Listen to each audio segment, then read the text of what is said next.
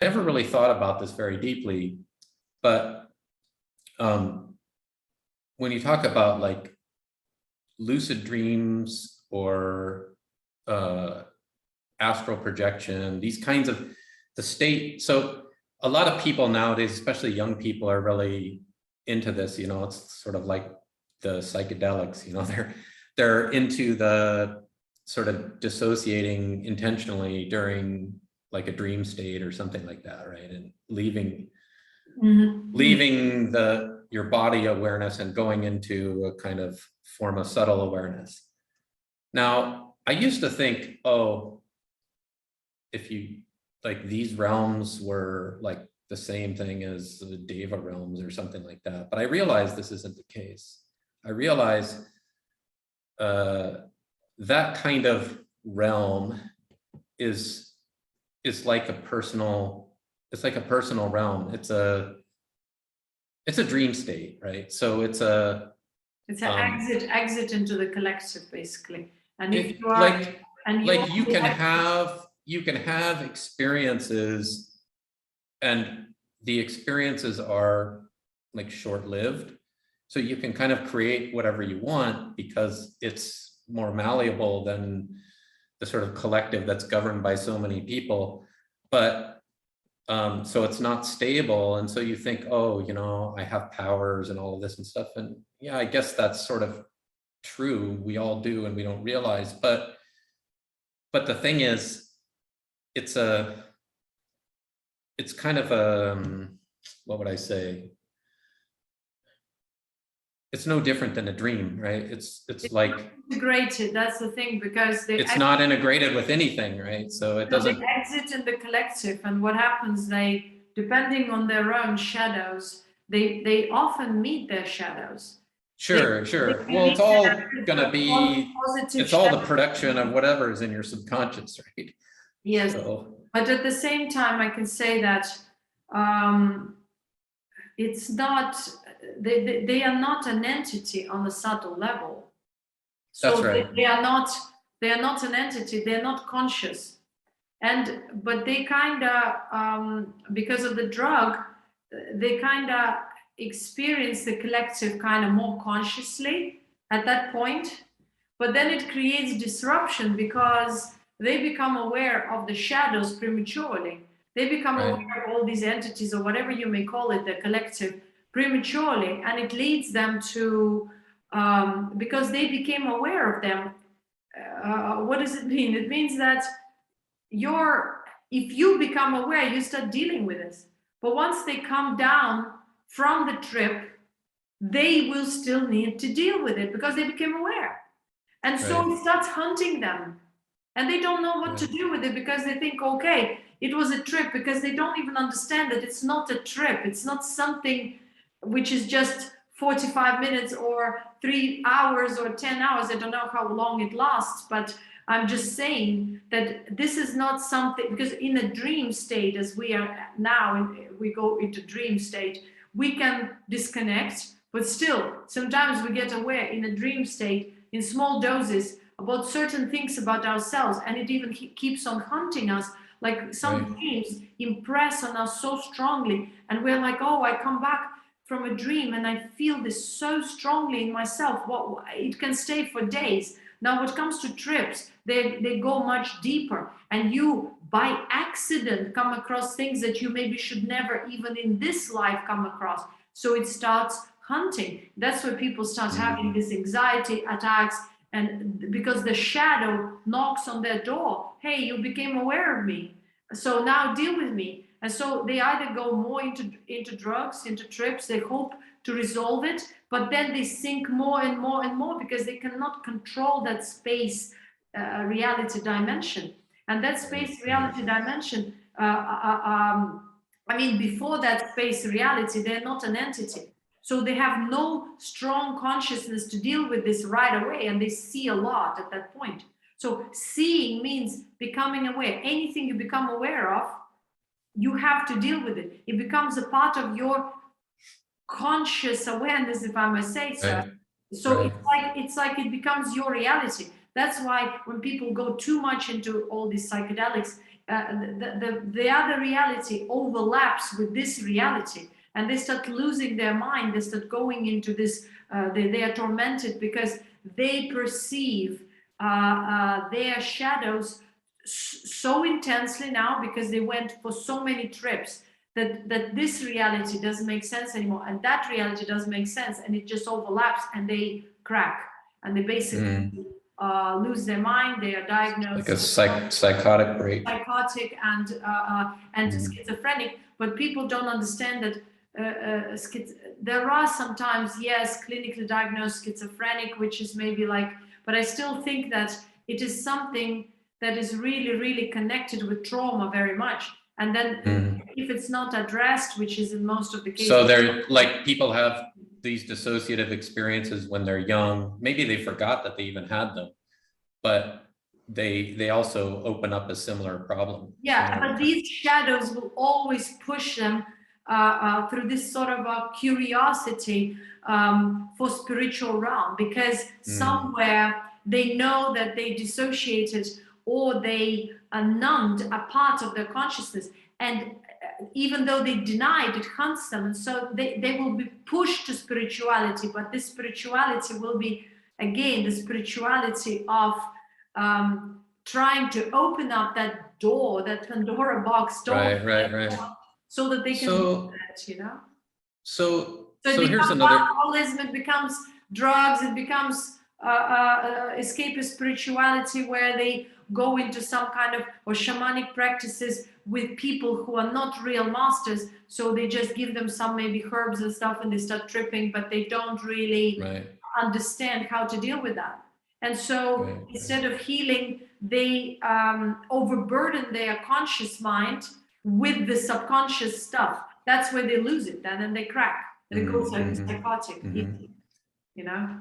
So in my case, so I always had some, some level of curiosity about all of these things. However, in my experience, whenever I tried to explore such things, either like lucid dreaming or astral projection, psychedelics, all of these things, I kind of always came to the same point, and usually pretty quickly, which was I had some, a little bit of experience, not very much, but enough that I just had the feeling like, this isn't right.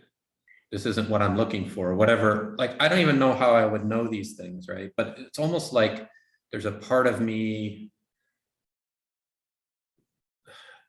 almost feels like, do I have past life knowledge of these things or something? I don't know. It's like in this lifetime, I've kind of stuck with very concrete things, even though I got interested in spirituality and all of that. It didn't really. It's false, your consciousness recognizes it's false spirituality, and many people, when they exit into the collective, into this astral, they don't. It kind of feels spiritual because it's not a tangible dimension, but at the same time they fool themselves. Well, because it feels supernatural, right? So you feel like, oh, okay, if it's not this, then it must be more than this. Here, the problem with everything is, actually, people don't understand that true spirituality starts with building health identity. Without healthy identity, you cannot progress. And whenever you have these sort of other dimensional experiences, if you don't have that healthy identity, you are lost. And because you start associating these experiences with your corrupt identity, unhealthy identity. So the identity, instead of healing and restoring itself and kind of enlightening those black patches in itself, is connecting with those experiences, the blackness, that those spots, those patches, start connecting with these experiences and creating something out basically, of if you don't have the consciousness that's free of demons, when you go to these realms, you're just going to meet demons, and that's it. Right, but it's not just demons. It's basically all forms of trauma. Spirituality says dissociate, but it's false, because people for the past 6,000 years been just like interpreting this spirituality in a false way. And so they thought that liberation is dissociation, or you have to go and dissociate, or you have to do this, your ego has to die. They didn't understand that what has to dissolve is trauma, and what has to be rebuilt is healthy identity, and this is called your light essence, because you are already there, you're already light, but because there are black patches, like on the sun, there are these black spots, they have to be addressed. And when you go with that corrupt traumatic identity into this spiritual so-called experiences, meaning just the collective, you basically exit into the collective, into that reality that rules the natural world, not the man-made reality, because the man-made reality is kind of more coarse and kind of dry, but you exit into that collective and you see things that you don't know of, or you see energies that your mind interprets and builds into entities or something like that. But then the danger is that then these black spots on the identity, on the corrupt identity and traumatic identity, connect with these experiences and make sense out of the self. Oh, because I have it, I'm spiritual. Oh, because I go tripping, I see this and that. So because there is no awareness of what this phenomenon is, because people are not taught at schools, by the society, what these things are. So they get very, very carried away, corrupt completely.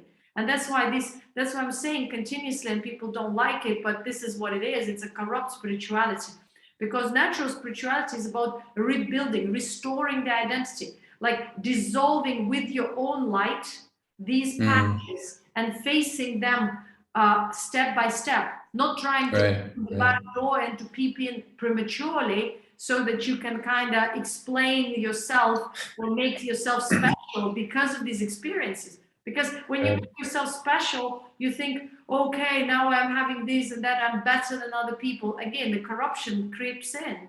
So it's not really healthy.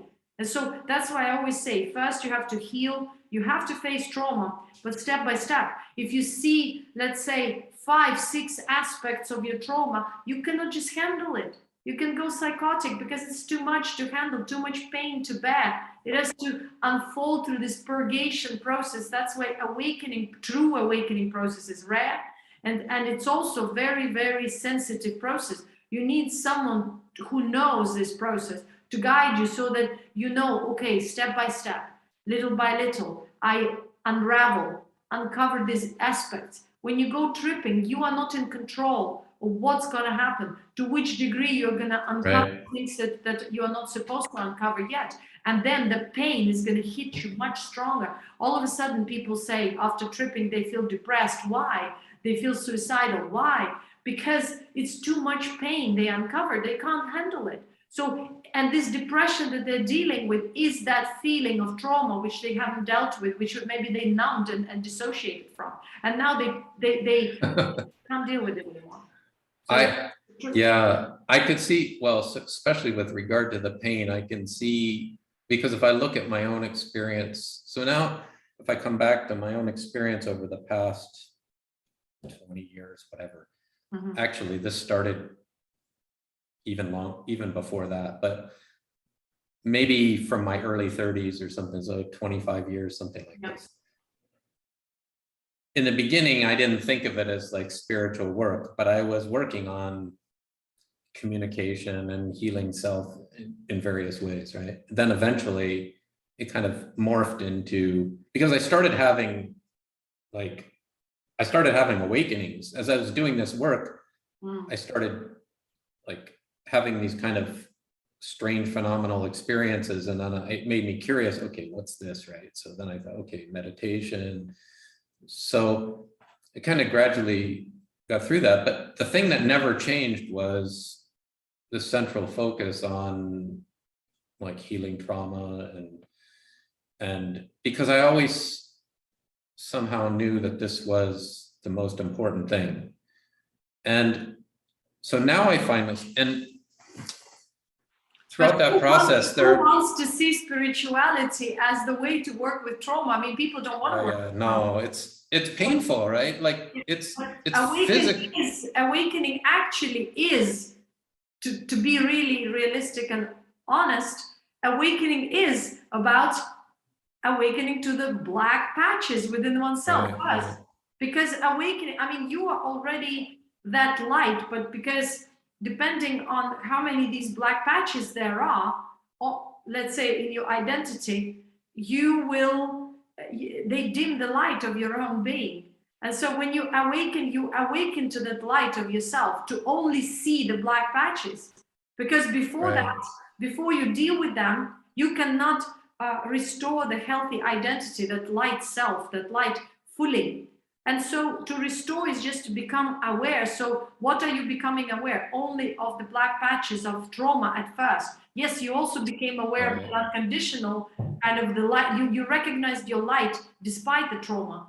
But then you recognize that light only to deal with the blackness first. Well, yeah, then it kind of, over time, it gradually shifts, right? So you're more aware of the light and no, it dissolves. It dissolves. Every time you become aware and deal with it, it dissolves. Eventually, everything dissolves and only light remains. And when that happens, the reason for the bodily existence ceases.